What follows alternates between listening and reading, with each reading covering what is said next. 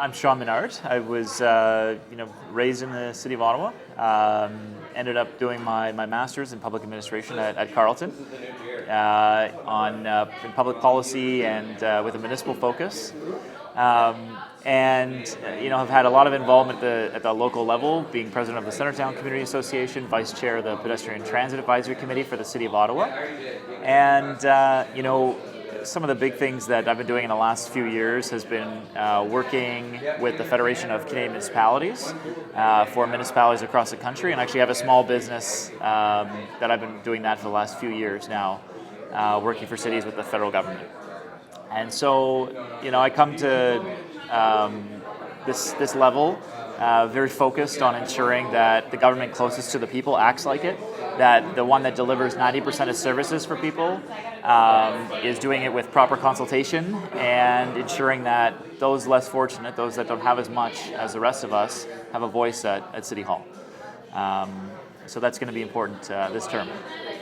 The greatest threat the City of Ottawa faces is actually irreversible climate change, and that manifests itself through flooding in our city. And so we're just tinkering around the margins right now in climate change. We're doing not nearly enough. And so we need to start retrofitting our buildings, which are the number one emitter in the City of Ottawa, and ensure that our transportation system is looked at holistically. And so that means not expanding and creating new roads. It means fixing the roads we have and investing in things like transit. We have some of the highest transit fares in North America. And what that means is that our ridership is actually declining. And so in a growing city with declining ridership, that's a problem that needs to be addressed first and foremost. I also want to ensure that we're not subsidizing the profits of corporate developers, and that a lot of those funds go to frontline services, folks who need them in this city. Unfortunately, the greatest budget increases that we've been seeing are happening on the corporate policing side.